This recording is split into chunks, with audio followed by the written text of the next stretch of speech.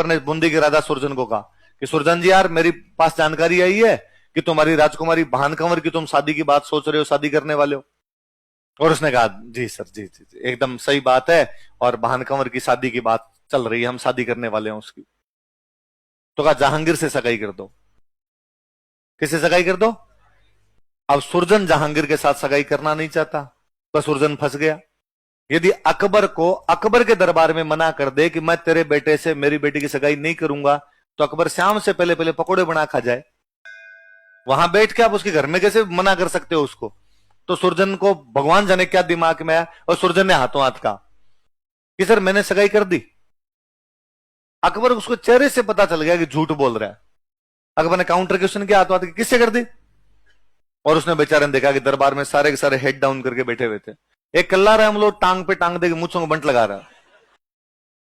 उसने कहा साहब कल्ला रायमलोट से किए, और कल्ला रायमलोट तो लगा मेरा नाम लिया। उसने कहा हाँ हाँ अभी तो हुई थी। कल्ला रायमलोट लगा फोकट में सगाई हो रही है, कौन सी कम है? उसने सर अभी अभी अभी हुई थी, हमारे तो 5-7 दिन पहले ही हुई थी।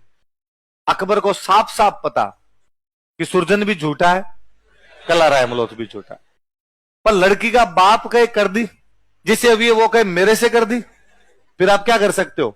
तो अकबर बेचारा झूठी हंसी लेके आया चेहरे पर। उसने कहा क्या यार कल्ला जी, यूं गुपचुप आजकल तो सगाइयां, अच्छा डर गए कि पार्टी ना देनी पड़ जाए? और कल्ला रायमलोट ने कहा कि नहीं नहीं सर, वो थोड़ा ग्रह नक्षत्र का चक्कर था, पंडित जी ने कहा अभी की अभी करनी पड़ेगी, बाकी पार्टी से कोई डर थोड़ी लगता है, शाम को जाओ 8 बजे बोतल खोल लेंगे आज। कौन है पीछे ये असुरों वाली हंसी, कौन हंस रहा है? तो पर अकबर से ना होता ना कई बार कि भाई अपनी बेइज्जती हो जाए, अपने को पता भी चल जाए कि बेइज्जती हुई, और इसका लोगों को भी पता चल गया, तो अकबर से वो रहा नहीं गया, उसका मूड ऑफ हो गया। और अकबर ने कहा कि यार मेरी थोड़ी तबीयत सी खराब लग रही है, एक बार अपने दरबार कैंसिल करते हैं, 10 दिन बाद मिलेंगे, 10 दिन की छुट्टी है, जाओ घर। सारे बाहर आ गए। अब सारे राजाओं को पता कि आज बना गए दोनों। अब बाकी सारे राजा या तो एक दूसरे को कोने मार के यार आज मजा आ गया, या कल्ला रायमलोट और सुरजन को देख देख के मुस्कुराएंगे ऐसे ये बातें आजकल तुम्हारी। तो सुरजन ने कल्ला रायमलोट को साइड में लिया और उसने कहा बातों बातों में सही, लेकिन मैंने मेरी राजकुमारी की सगाई तेरे साथ कर दी, अब तू फटाफट बूंदी जाके वास्तव में सगाई करके आजा, वरना अकबर को कल को पता चल गया और कोई बखेड़ा खड़ा कर देगा। कल्ला रायमलोट रातों रात 7 समंदर पार करता हुआ बूंदी आता और किसे सगाई करके चला जाता है। अब 10 दिन बाद दरबार वापस लगा, कल्ला रायमलोट फिर सामने जाके बैठा। अकबर को कल्ला रायमलोट सुहा है नहीं, तो अकबर ने कल्ला रायमलोट का ट्रांसफर कर दिया लाहौर।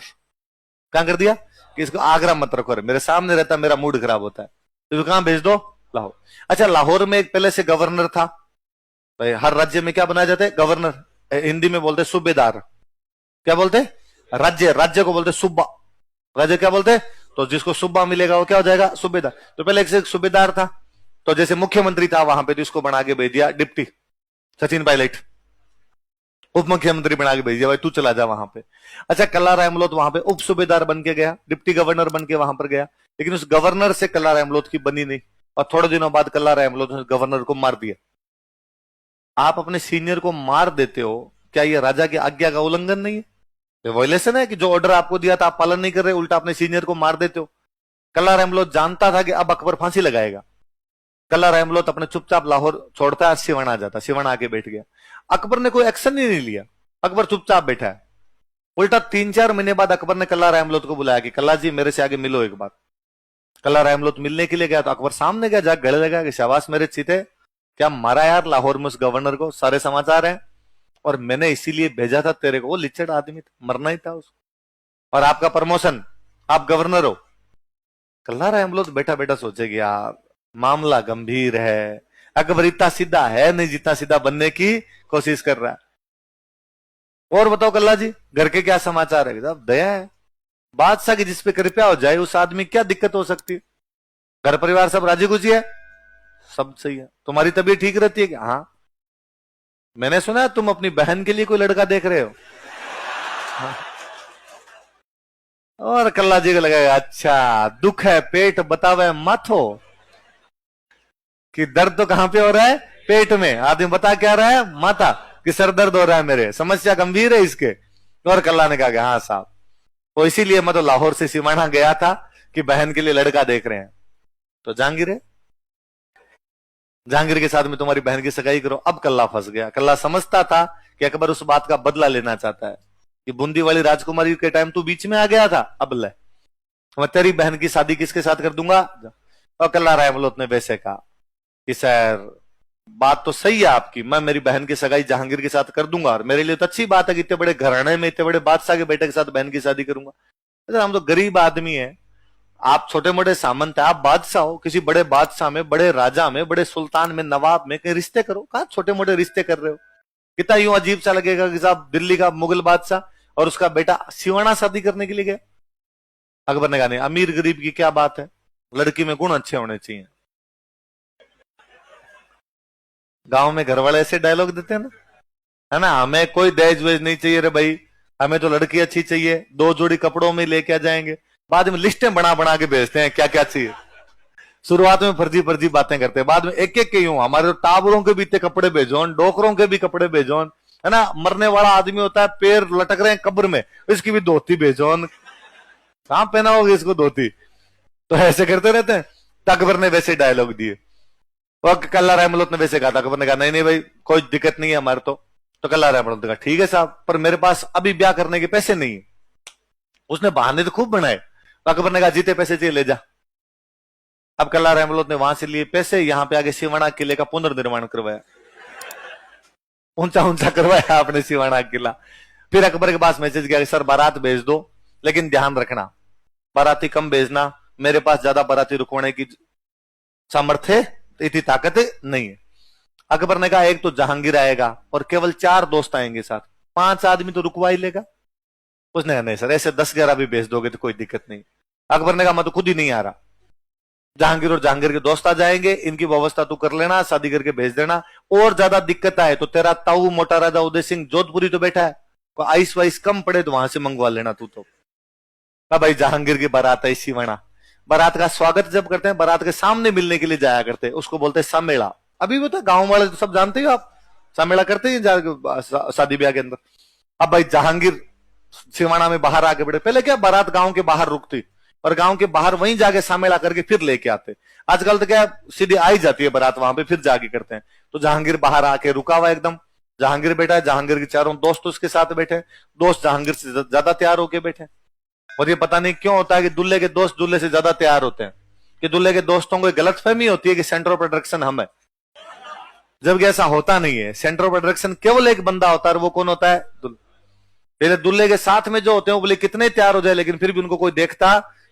और वैसे भी दूल्हा इंटेलिजेंट होता है, दूल्हा हमेशा अपने साथ उन दोस्तों को रखता है जो शकल में बूंदे होते हैं।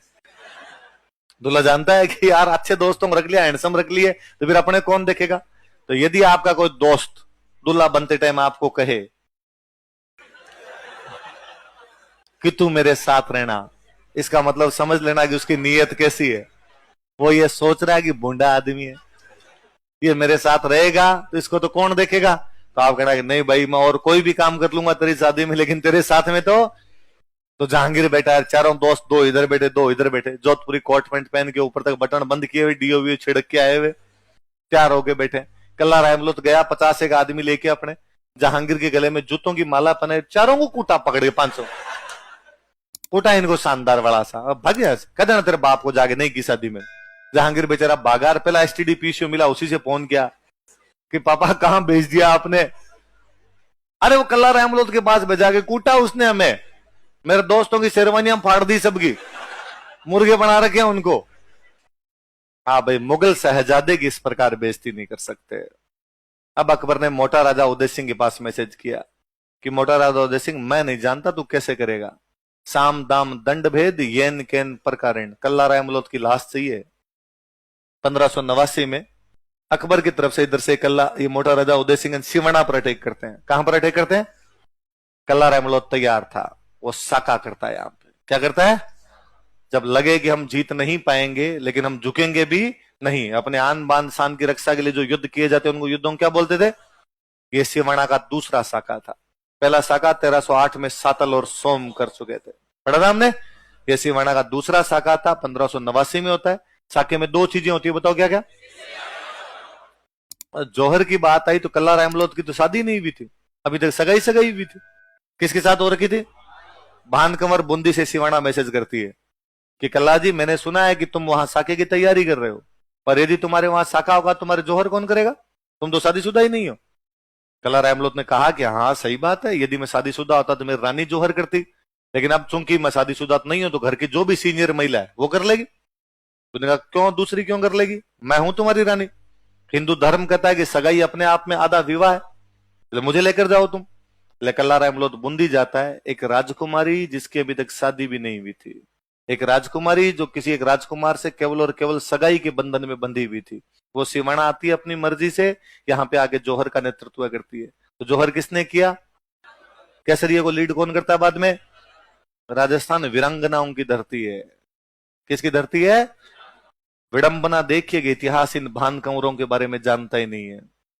हम सब लोगों के बारे में जानते हैं, जबकि जानना इन्हीं के बारे में चाहिए कि हीरा दे कौन थी, नायिका देवी कौन थी, पन्ना दहाय कौन थी, सहल कंवर कौन थी, भान कंवर कौन थी।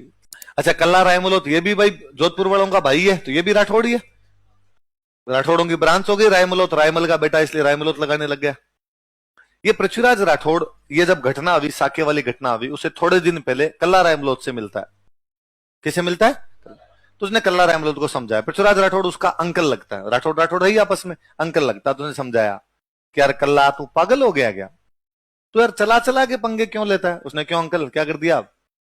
यार पहले तो जब वहां सुरजन वाली बेटी की बात आई, तूने हाँ बदली कि मेरे साथ सगाई हुई, क्यों हाँ भरी?